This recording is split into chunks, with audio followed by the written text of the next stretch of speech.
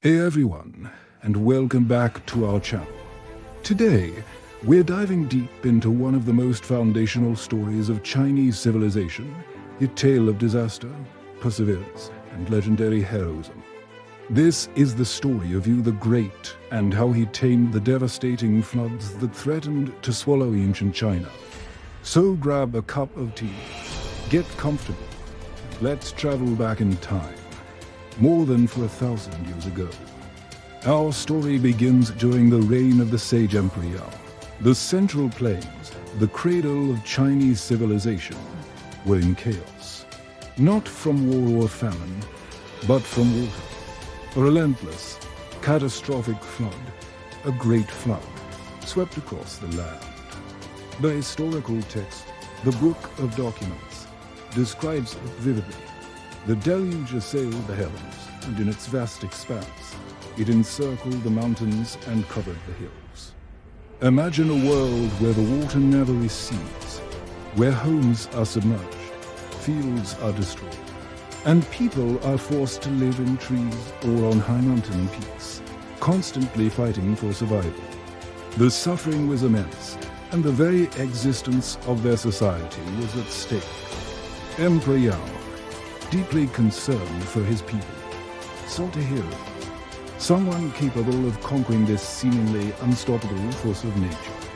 His advisors recommended a man named Gun. Gun was a nobleman, a descendant of the Yellow Emperor, and known for his ambition. Charged with this monumental task, Gun set to work. His strategy was one of confrontation. He believed he could fight the water head-on. For 9 long years, Gun and his men labored, building massive earthen dams and dikes, attempting to block and contain the raging floodwaters. They piled earth higher and higher, creating walls to hold back the deluge. But Gun's approach was flawed. He was trying to stop a force that could not be stopped. The water levels continued to rise, pressing against his man-made barriers. The more he tried to block the water, the more powerful it became. Eventually, the pressure was too much. The dams crumbled, and the floods returned with even greater fury, more destructive than before. After 9 years of grueling effort, Gun's project was a catastrophic failure. The people's suffering only intensified, and Gun himself was exiled, and by some accounts, executed for his failure. The Great Flood remained, a seemingly permanent and terrifying feature of their world. This is where our main hero enters the story. After Gun's failure, the new emperor, Shan, who had succeeded Yao, needed a new plan and a new leader. He turned to Gun's own son, a man named Yu. Now, you might think Yu would be hesitant, given his father's tragic end. But Yu was different. He had witnessed his father's failure of his hand and had spent years reflecting on it. He understood that you couldn't simply fight the water. You had to work with it. Yu proposed a radical new approach. Instead of blocking the water, he would guide it. His plan was to dredge channels and canals, creating paths for the flood waters to flow away from the populated areas and out into the sea. Emperor Shan, seeing the wisdom in this new strategy, entrusted Yu with the massive undertaking. And so, Yu began a journey that would cement his name in history. For the next 13 years, Yu dedicated his entire being to this task. He traveled the length and breadth of the land, surveying the terrain, mapping the flow of water, and personally leading the dredging efforts. He lived a life of extreme hardship, eating simple food, wearing worn-out clothes, and sleeping wherever his work took him.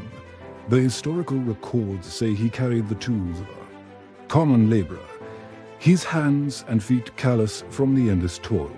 He didn't just command, he worked alongside the people, sharing their burdens and inspiring them with his unwavering determination. His method was ingenious. He deepened existing riverbeds, carved new channels through mountains, and created a complex network of waterways that acted like arteries, draining the waterlogged plains. He famously identified and charted the 9 major rivers of ancient China, guiding each one along a new, stable course towards the Eastern Sea. This wasn't just brute force labor. It required incredible knowledge of hydrology, geology, and engineering, all learned through direct observation and tireless trial and error. The most famous part of Yu's story, the detail that truly captures his legendary self-sacrifice, is the tale of him passing his own home 3 times without entry. The story goes that shortly after he began his work, he passed by his house and heard his wife in the pains of childbirth. But he knew that if he stopped, the momentum of the project would be lost, and his people would continue to suffer. So, with a heavy heart, he pressed on. Years later, he passed by again and heard his young son's voice calling out for his father. Again, he resisted the urge to go inside, to hold his child, because his duty to the entire nation was greater. The 3rd time he passed, his son was a young boy, old enough to wave to him as he worked nearby. Still, Yu did not stop. This anecdote isn't just about hard work. It is about a concept central to Confucian thought: the complete sublimation of personal desire for the public good. Yu became the ultimate model of a selfless ruler, one who puts the needs of his people far above his own family and his own comfort. His personal sacrifice became a powerful symbol, motivating everyone working on the project. They saw their leader's absolute dedication and were inspired to match it. Finally, after 13 grueling, relentless years, the monumental task was complete. The floodwaters receded. The rivers flowed peacefully in their new channels. The land dried out, and fertile soil was revealed. People could finally come down from the mountains, rebuild their homes, and plant their crops. Life returned to the central plains, safer and more prosperous than before. The people were overcome with gratitude. They had witnessed a miracle, not performed by a god, but by a man through sheer will, intelligence, and sacrifice. In recognition of his incredible achievement, Emperor Shun offered the throne to Yu. Yu initially refused, but the people and the nobles insisted. His success in controlling the flood proved he possessed the virtue and ability to govern the land. He became emperor, and he went on to found the Xia Dynasty, traditionally considered the very first dynasty of China. From that point on, he was known as Da Yu, or Yu the Great. The story of Yu the Great taming the flood is more than just a myth about a natural disaster. It's a foundational narrative for Chinese civilization. It embodies core cultural values, perseverance in the face of overwhelming odds, the importance of collective effort, the wisdom of adapting to nature rather than confronting it, and the ideal of selfless leadership. Yu's story taught generations that humanity, through intelligence and cooperation, could overcome disaster and create order out of chaos. It's a testament to the power of human ingenuity and spirit. It's a story that has shaped the Chinese worldview for millennia, reminding them that with great leadership and unified effort, no challenge is insurmountable. What an incredible story, right?